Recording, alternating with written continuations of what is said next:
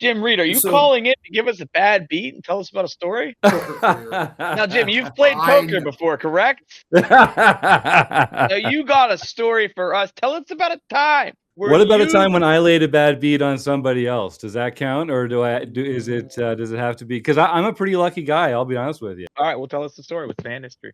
This is 13 years ago or so. How do you remember a hand from 13 years ago? Because it was in...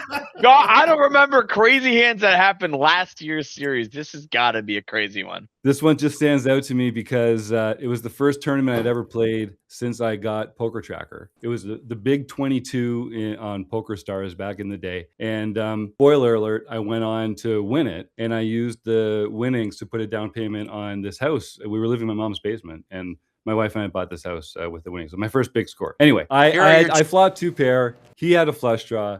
The turn brought in the flush. And I just completely like panicked and put all my chips in with 2 pair. He happily called because he made the flush. And the river paired my 9. And so I ended up making a full house and just crushing this guy's soul. But I went on to win the whole freaking tournament. I ran like the sun in the final table.